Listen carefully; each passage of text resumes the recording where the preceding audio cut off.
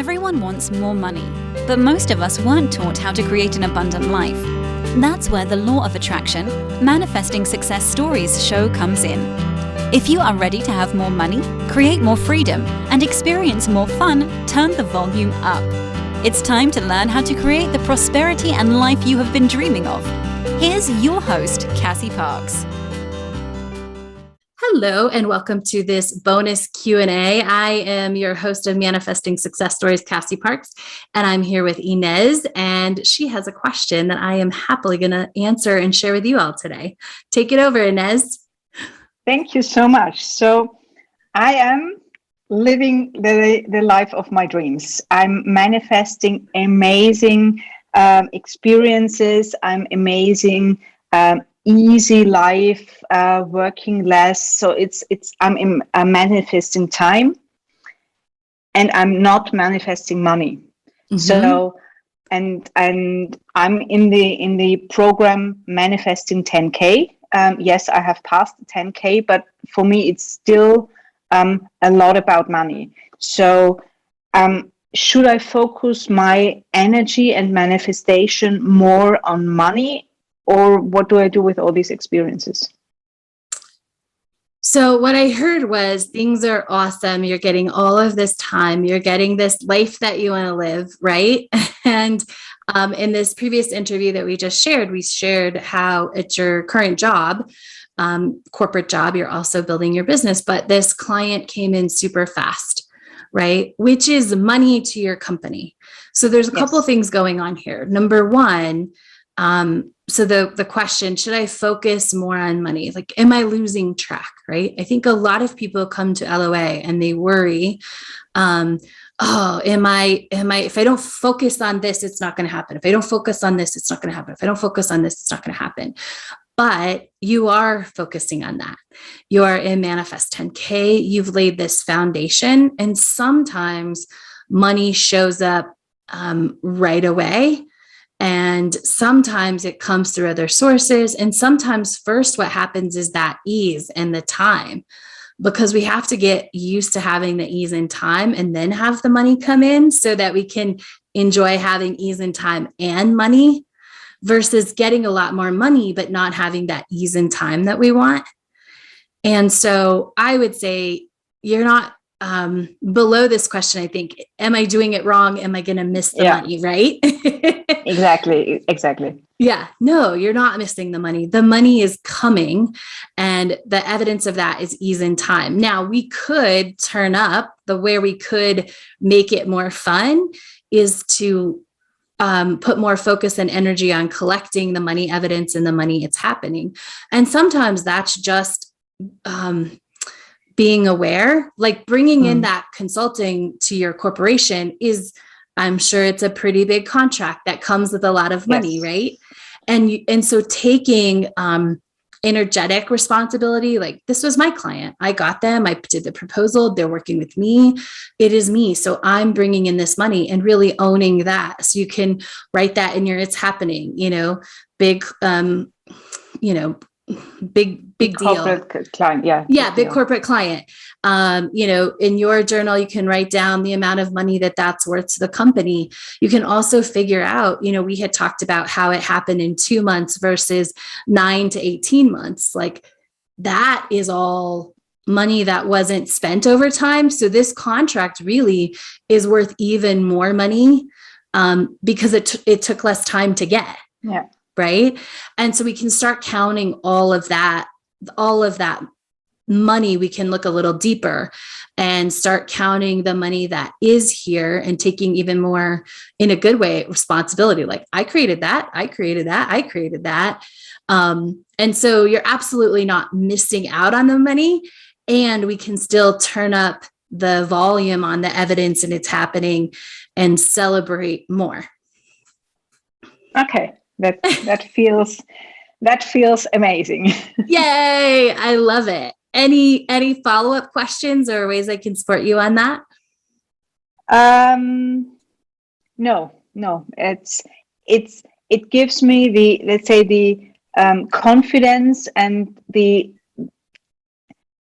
I can allow myself to continue to enjoy life. Yes. Yes. And that will always lead to more. And it's super, we just have to remember, oh yeah, I'm building all this other, like it's happening in your corporate job, and then that means it's also going to happen in your business. Yeah. And so there's just pieces being created for you. And for you, it's probably going to come in really big lump sums of money, right? Versus some people might come in some here and some here. For you, it's probably going to come in bigger chunks of change. Yes, I can see this, and I can see this exactly in my business that I'm creating. I was previously focusing on individual women, and I see that corporate clients coming to me. So I think that yeah, why not working with corporate clients? Why Yes. not? I will attract more women by talking to corporate clients. Absolutely. I love it. Does that feel complete for today? It feels complete. Thank you so much. All right, Monica, let's do your question. I know you have a question for me. Yeah. So going back, sorry. You're good. I just, my computer died, and then I had to move, and now I have to get my brain back on. Okay. So I get it. I'm back. How do I continue to reconcile the differences that my husband and I have about investing? And maybe a different way to ask that is, how do we decide what we can spend our money on when there's two people involved? Right. Yeah. Right. So there's a couple of ways. Number one, I would start with what is most important? Like, what does money feel like, and why? Like, what's the most important thing about money? Right. So sometimes one person has the answer of oh, I get to have fun with it. Like, I work for it. I want to enjoy it. And someone else will have money, being saved, sort of being in a savings account, like a safety net, right? Or anything in between those. But I would start by getting clear on so you understand him and he can understand you better. Like, what is it about money that's really important? Or what's the most important thing about money for you? Right? Yeah. Yeah. And then you can use that information to make sure you both are getting what you want. But I think you're doing a great job of asking the questions okay, what do you want? What do we want 5 years from now? What do we want here? And when you get really clear, you just keep asking the questions, right? Both so you understand. And almost always then someone starts asking you questions, right? Eventually, and so you just keep asking the questions until you find, okay, these investments feel really good. Or you find the place where I'm always going to want some of this area for money, and you're always going to want this area for money. How do we do that together? How do we both get it? Yeah. I feel like we're good at being open and talking about, and our goals generally align. Awesome. I think what happens is I have a lot of stories about I didn't have an income for 95% of our marriage. So yes. I think there's a lot of stuff behind what I'm allowed, what I'm worth, and not that he puts it on me, just my own internal stuff. Yes. And I don't know how to get past the stories, but I'm listening to you now saying just get the goals, talk, ask questions, and have work together with that. Yeah. And I would both do your own work, right? Because he's not saying you only have this much, right? But in your head, there's a story about how much you're allowed, right? Mm-hmm. And so as you move into this new space, have that okay, well, now we have this new money. How do we want to invest it? How do we want it to look different? And both handle your stories, right? But you can also ask and be vulnerable in your relationship. Like, hey, I feel like I haven't worked for 95% of our marriage. Like, and so I don't deserve this. Like, do you feel that, or is that all in my head? Yeah. And we've had those conversations before because it's come up before in the past. Yeah.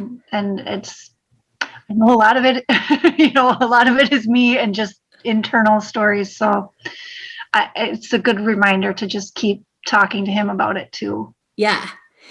And I will say, for the easy part, like speaking on the easy topic, keeping moving through the assignments is naturally going to take a lot of that away for you. Mm-hmm. Because as you change your story and you up level that, it will be harder to hold on to that stuff. Yeah. This last big conversation we had, I noticed that I stood my ground. Not that we were, battling or anything, but I just kept saying, this is how I feel about this, and this is important to me. And then I would ask him a question, and then I just kept saying, this is important to me. And he kept wanting to make me maybe explain myself or give like examples or whatever. I don't know. And I just kept saying, this is important to me. I don't need to tell you why it's important. I like it. It's fun. I want to do it. And this is, how much it's going to cost. This is how much it looks like. Let's move forward. And what do you want? What do you think? So in the past, I might have just, cried or been like, I don't know, like wishy-washy about what was important to me. So yeah, but you totally owned it. That's awesome. Yay. Yeah, I want to celebrate that for sure. Thank you. So yeah, you're doing all the things. Okay. Right? It might just be a few more uncomfortable conversations, but you're growing you're aware enough of your own stories, and you have, sounds like, become pretty much a master at having the conversation where it's like, what do you want? That you're already doing it. You just keep doing all of that, and know it'll get easier and easier, partly because you'll get more familiar with like the process, but also because the more you grow in to this version of yourself that is super abundant, the easier those stories fall apart, but also like fall to the side. Yeah. Good. Yeah. Well, it helps that we really like each other. So yeah, that's awesome. We like to listen to each other, even when we're mad at each other. Yes, that's amazing. Yeah, it sounds like you have an amazing relationship and space to grow in this way. We try. Yeah. Awesome. I love it. Does that feels complete for now? Any other questions that popped into anyone's head? I have a question. Yeah. Wendy, if you don't mind. Go for it. So currently there, as I mentioned before, there are a lot of opportunities that I was dreaming about, like writing a book or having also a possibility to work as a consultant part-time and create my business. And last week I had a conversation with Betsy, and she connected me to a consulting company who are looking for consultants, freelance, for part-time work. So currently there are all those, let's say, dreams showing up, and me just I feel standing in front of them and getting scared of, whoa, what's happening? There is so much change, and can I actually deal with all this change in the speed that it's happening? I feel a little overwhelmed with all that's happening around, but I put it out there, and I have the impression, or the impression that I have to take them because I put them out, and now the universe is providing me. And then I said, sorry, I'm scared. Yeah. So I think there's a couple of different things and questions, right? Number one, even if you asked for it, it doesn't mean you have to take it right now, right? It's like a buffet. You don't have to take every single thing on a buffet, right? You can take your favorites. You can take the one that you're not, whatever. You can take the one you want. You don't have to take the whole buffet, right? And so that's important. Even people get scared because it's like, but I asked for this and then I won't get it the next time. That's not true. Like, saying yes and honoring you, what's the truest yes now, or what 5 things are the best yes now, the universe will absolutely deliver in the future.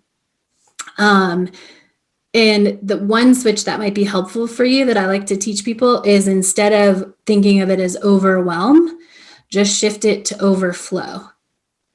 Mm-hmm. Right now, things are just overflowing goodness, right? And there's no reason to be overwhelmed. Like, you can just let the goodness spill over and you don't have to catch it all, right? Yeah. Enough will stay in the bucket that it'll be amazing. And you can just enjoy the rest. Okay. Thank you. You're welcome. Was the fear about not doing them, or was the fear about all the good stuff? The fear about, if let's say, if I take the leap, changing jobs now, is it the right decision? Because my husband doesn't have a job now, and I just feel that it's too. I feel it's currently too risky for me to because I'm the breadwinner. Yeah, it doesn't feel good, right? Yeah. And when it's time, it will feel good. Even if it's scary, it'll still feel right versus a no. And so just honor that and celebrate it as evidence. Yeah. Yay. Amazing. Cool. Any other questions? All right. You all are amazing. Thanks for showing up and sharing today. And I'll talk to you soon. Thank you for joining us on the Law of Attraction, Manifesting Success Stories show. To learn how to identify your current money story, go to identifyyourmoneystory.com.